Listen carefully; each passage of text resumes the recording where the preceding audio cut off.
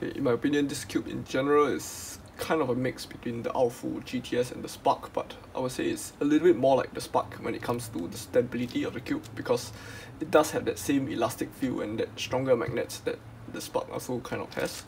So I no longer have a Spark with me, but I have tried one relatively recently, and the closest cube I can compare it to is probably the Valk 5, where it's quite a flexible cube, you can squish it quite far, like that. But then when you actually solve on it, it doesn't feel flexible at all because the magnets are really strong and they help hold the cube together.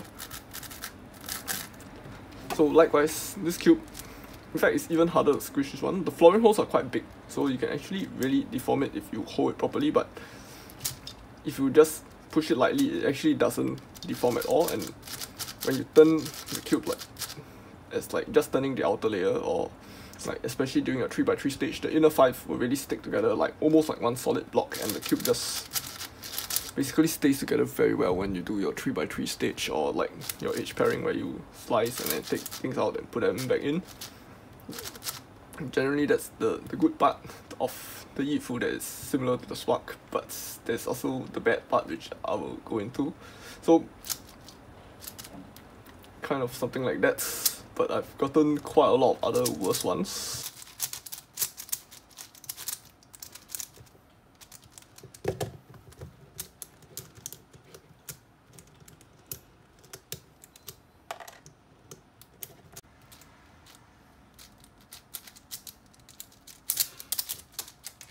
I actually can get deforming lockups quite badly on this cube. It's not really a huge deal, I can still pull through softs quite well, but sometimes it does happen and it is a bit annoying, and I do have similar experiences with a Spark. Although I haven't played with one in a while, but I've borrowed my friend's Spark once because we agreed to swap each other's cube so that we can scramble for each other, then switch back and then resolve and race. But then what happened was, after doing 4 moves on that Spark, I actually just basically locked it up. And I feel that the Yifu is quite similar in that aspect, where like if I'm not careful, I'm just as likely, if not more likely, to lock this up compared to the Spark. Whereas for the Aofu, I think it's partly because I'm really used to the Aofu's turning style and mechanism, because Aofu has this added defense inside, which I will talk more about that later.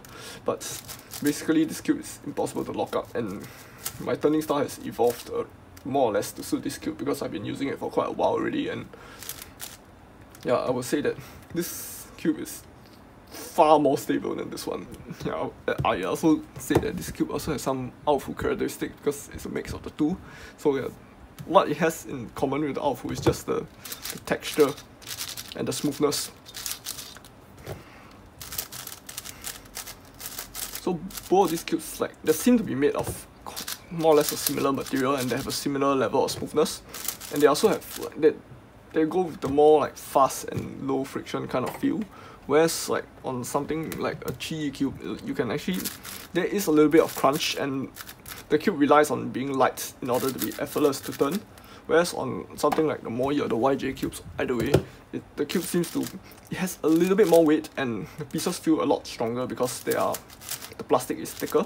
But like the cube seems to rely on low friction in order to turn fast rather than low weights, if you understand what I mean. So yeah, in this aspect, the Yifu V2M is more similar to the Aofu. But in terms of the stability, I would say like this one is still a bit more like Spark because it has a bit more freedom, more corner cutting, and also it's more elastic with that. You realize it's a more flexible cube with stronger magnets to make it feel stable, whereas this one is more like, it's a stable cube on its own even without the magnets, and like the magnets are more like an added touch. So the magnets here are weaker compared to like the Yifu, where like I can feel the snap a bit more prominently, and like the cube is a bit more reliant on the magnets to hold its shape really. So okay, one of the drawbacks of the Yifu, I more or less mentioned like the deforming lockups, but the other one is just the size in general.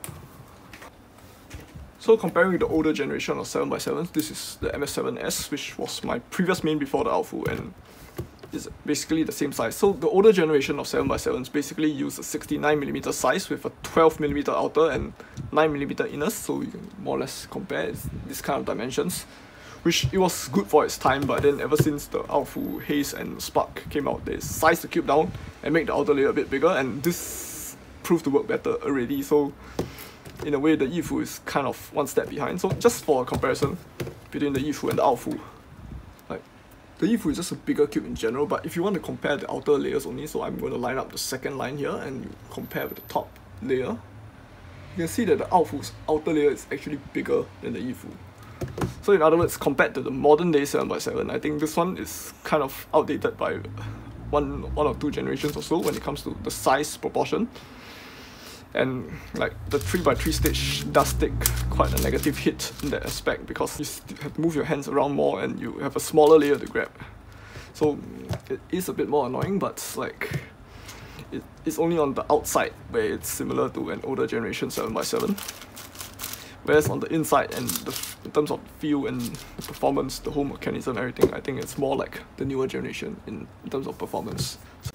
Okay, so when it comes to mechanism, I think the Yifu V2M is actually a big waste of potential, and that's because I only have two negative things to say about the cube's performance in general, which are number one, the size, and number two, the deforming lockups. And if you just look at the mechanism at the smallest point, and when I say smallest point, I mean like right at the center, at the midpoint. At the smallest point, where you have the least room for design, it is still extended out by quite a long straight line. So you can see here, between the second and third layer is quite a long straight line. So what this means is that the cube could have easily been a smaller cube. All you need to do is squash the mechanism down by 1 mm. Then this line is not exactly a vertical line, but it's still really straight, and like if you squash it down, it makes the outer layer bigger, which is actually a good thing. I do want a bigger outer layer. And for this line, it's even worse. Like, okay, maybe to make it more proportional, you can shift it slightly here, but what happens is that this whole line is just a waste of space, and if you squash it down by 1 mm, it doesn't really do much to the mechanism, and you basically have a 67 mm cube, because like if you subtract 1 away from 69 on the top and on the bottom, that's 2 mm, and you just do that to all three axes. Another thing that I'm quite disappointed about the Yifu is that if you look at what the Aofu has done, the second layer has this extra protrusion here that sticks into the third layer, and this makes some of the other pieces, namely this one, which is very prone to deforming lockups, and this one that is prone to pops, they all have this extra big protrusions that make these pieces much bigger and have less room to move around, and that's why I love the Aofu so much, and that's why I really think this cube is better than the Haze and the Spark by quite a far margin actually. It's because I can just use this cube with a very high reliability, and I just don't get all those annoying lockups. Whereas for this one, when you look at the Yifu again, it's just a straight line, so it means that another thing that could have been done, even if you squash this thing down by 1 mm, you still have some free room, so you can actually at least add a small protrusion here or something. And I do think that the two biggest problems of the Yifu could have easily been avoided.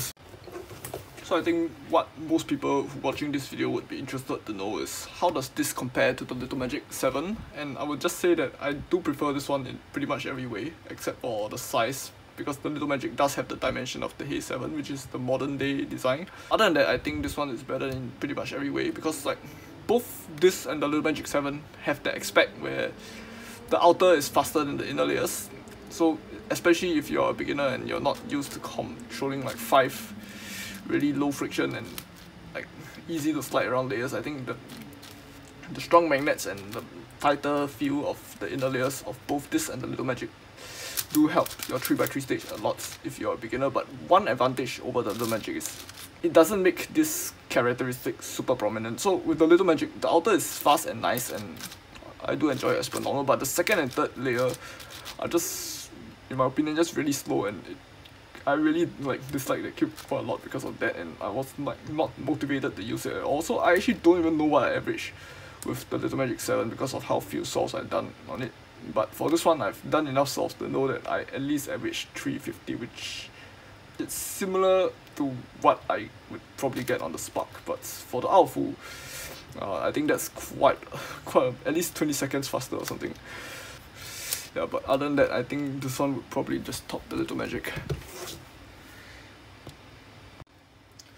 An irrelevant point not related to the review: out of all the cubes that I've borrowed, as in the current batch that I have, the only cube left is the Little Magic 8s, and I'm not too sure whether you really want to see a review on that, because like for now, like, I only have negative things to say about this cube. I can't really think of anything positive, especially the third layer is really bad. And of course the size is the size of an 11 by 11. And another thing is that I've made a post on Instagram where I have a multiple choice question saying what cube is this. So if just for fun, you may want to go and vote, because like my channel activity is going down for a period of time because I will be busy, and like most of the time until December, so I may not have much time to upload more videos. So maybe if you just want some short-term entertainment for the time being, you can try to go and vote what cube you think this is. So definitely this cube is, I wouldn't say it's good enough to blow up all the flagships on the market, namely the Outfit and the Spark, but I would say that, like, at least for the budget market, I'll probably be recommending this one as my top recommendation.